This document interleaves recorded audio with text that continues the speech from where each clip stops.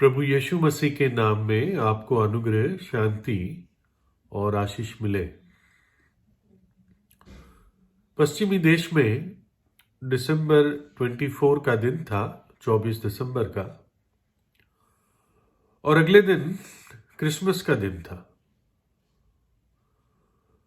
और दुनिया में बहुत सारे लोग क्रिसमस को मनाते हैं, ये सोचते हुए कि ये प्रभु यीशु मसीह का जन्मदिन है। लेकिन इस बात को अगर हम क्लैरिफाई करें तो बाइबल ऐसा कुछ नहीं कहती कि दिसंबर 25 प्रभु यीशु का जन्मदिन है।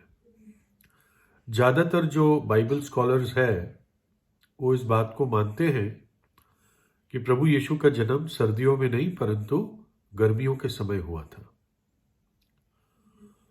और दुख की बात यह है कि जो क्रिसमस छुट्टियां होती है उसमें पूरी दुनिया में जो ग्लोबल मार्केट है, सबसे ज्यादा शराब इसी टाइम बिकती है। और लोग इस बात को दूसरे लोग सोचते हैं कि अरे प्रभु यीशु मसीह इस बात को अलाउ करता है, लेकिन बाइबल साफ कहती है नीति वचन 23 अध्याय में कि जब शराब प्याले में उंडेली जाए और जब वो छलकती है तो उसको देखना भी नहीं, है ना। राजाओं तक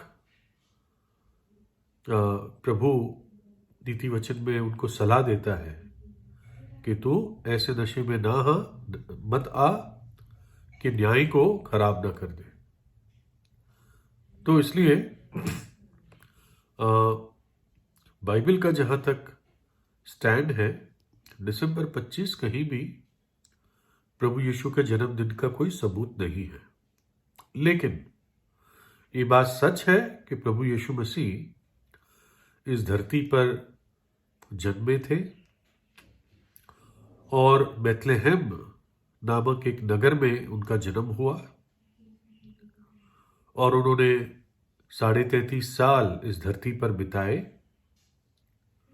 और आखिर में पापियों के लिए अपनी जान क्रूस पर दे दी और वो तीसरे दिन जी उठे। और उनके आने की भविष्यवाणी सैकड़ों साल पहले बाइबल के पुराने नियम में की गई थी। तो दिसंबर 24 का दिन था, जैसे मैंने पहले बताया, और कचहरी में एक जज अपना लिबास पहनकर बैठा था और पहला केस जब उसके सामने लाया गया, पहला मुकदमा, तो उसने जल्दी से उसको देखकर कहा, ठीक है, एक फाइन यानी एक पेनल्टी, पैसे का दंड और थोड़ा सा जेल में इस व्यक्ति को डाल दो, है ना। उसने कहा आज मैं त्योहार के मौसम में हूं, है ना, यानी आज मेरी भावनाएं इस त्योहार के मौसम में थोड़ी उदार है, यानी मैं अच्छा करना चाहता हूं। तो उसने बोला तो इस केस को यहां पे कंक्लूड कर दो, अब दूसरा लाओ। और हर केस के वो तेजी से करता गया। उसने देखा कि दोपहर के 2 बजे तक सारे केस नहीं हो पाएंगे, सारे मुकदमे वो जो सोच रखे थे नहीं हो पाएंगे। तो उसने कहा चलो इसको अब क्षमा कर दो, अगले को, आगे वाले को क्षमा कर दो। इस तरह से उसने जल्दी से सारे उस दिन के केसेस को रफा दफा कर दिया, मतलब आसान कर दिया कि मैं त्योहार के मौसम में भावुक हूं आज। इस हद तक हो गया कि जो आसपास बाहर वकील थे उन्होंने तेजी से अपने केस उस दिन डाल दिए और सबको इस प्रकार से जजमेंट मिल गया, न्याय मिल गया। लेकिन वास्तव में क्या न्याय था? सही न्याय नहीं था। ये जज अपनी तरफ से अच्छा करना चाह रहा था, लेकिन कईयों को उसने ऐसे ही माफ कर दिया। सही रीति से उनके केस को स्टडी भी नहीं किया उसने, है ना। जो माफ हुआ उसको तो अच्छा लगा होगा, लेकिन क्या न्याय था? न्याय नहीं था। उसी दिन किसी और जगह एक और जज अपने कचहरी में बैठा था, वो भी अपना लिबास पहन के, और इस जज को बहुत, ये व्यवस्था को, अपने कानून को सराखों पे रखता था, ऐसे माना जाता था। बहुत अच्छा जजमेंट देता था। और जब कुछ केस हो चुके तो फिर एक ऐसे व्यक्ति का नाम बुलाया गया कि वो आकर अपना पेश हो, जो इससे 30 दिन पहले आ चुका था इसी कचहरी में, और उसको 30 दिन का टाइम दिया गया था, तो आज उसको पेश होना था। उसको एक पेनल्टी लगी थी, पैसे का दंड लगा था। तो जब उसका नाम पुकारा गया तो वो पेश नहीं हुआ। तो जज ने कहा ठीक है, दिन के आखिर तक इस व्यक्ति के लिए इंतजार करते हैं। और हुआ भी ऐसा कि कुछ समय बाद वो व्यक्ति अंदर आया, और वो एक इमिग्रेंट था, यानी दूसरे देश से यहाँ पर नागरिकता के लिए आया हुआ था, परिवार के कारण या जो भी था। बूढ़ा व्यक्ति था, और वो सीधा जज के पास चलते चलते जज के बेंच तक आ गया, और उसके हाथ में एक कह सकते हैं कि पुराना कंटेनर, कनस्तर था। और उसको देख के ही जज को केस याद आ गया कि ये व्यक्ति तो भाषा भी नहीं बोल पाता हमारी, तो एक अनुवाद करने वाले को बुलाया गया।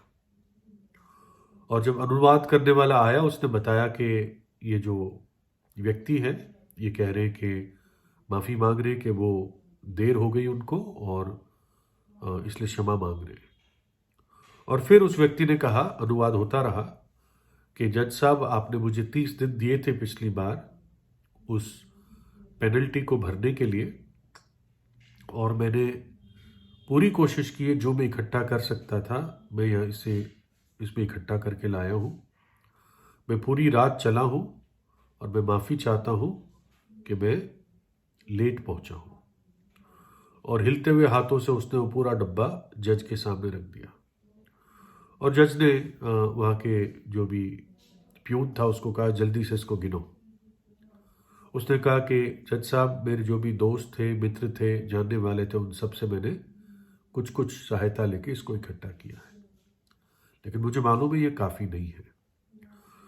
तो जब बैलिफ ने उसकी गिनती कर ली तो उसने बताया कि ये 12,000 रुपये के करीब है, और उस पर पेनल्टी थी 15,000 की, जो भी इक्विवेलेंट अमाउंट था। तो उस बुजुर्ग ने कहा कि जज साहब, मुझे और थोड़ा समय दो, मैं ये भी पूरा कर दूंगा, और जल्दी ही कर दूंगा।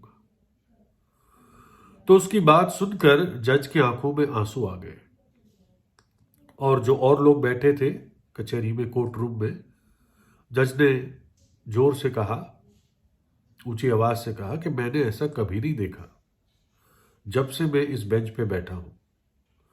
ये आदमी पूरी रात चल के आया है, जो कुछ ला सकता था लाया है, और अब ये नहीं कह रहा कि माफ कर दो, कह रहा है कि मुझे और थोड़ा समय दो, मैं बाकी भी भर दूंगा। और जज ने कहा कि ऐसी इस व्यक्ति की भावना है, और जिस तरह से इसने क्षमा मांगी है और कार्य किया है, तो मैं बाकी जो है माफ कर देता हूं। अब तू आजाद है, चला जा, वापस मत आना।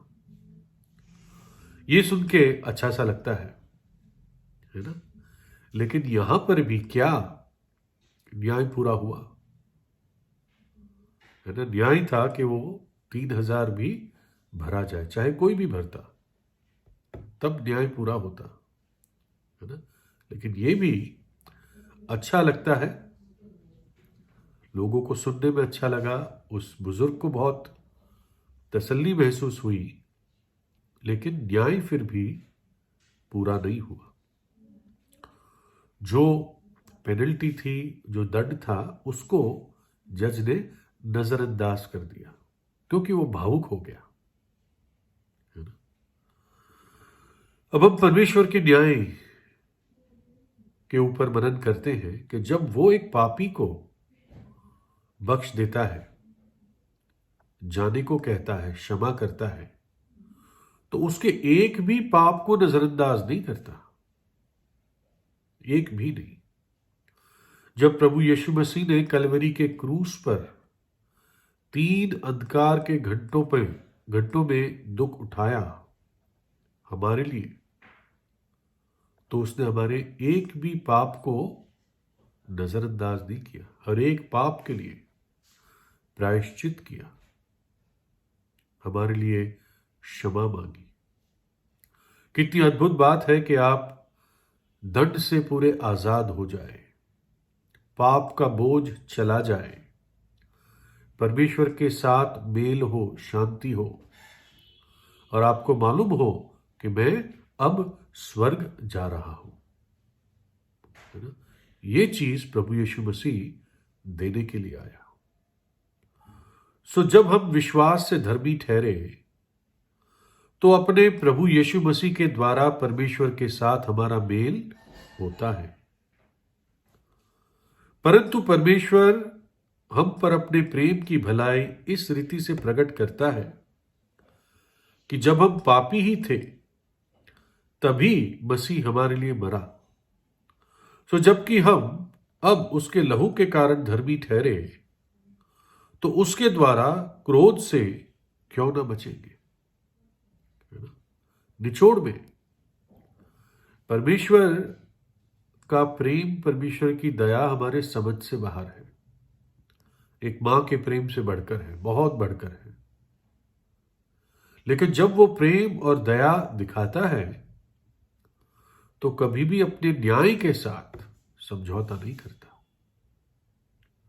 न्याय कहता है पापी को सजा अवश्य मिले या उसके लिए जुर्माना भरा जाए, कीमत चुकाई जाए पूरी, और वो परमेश्वर ने खुद चुकाई।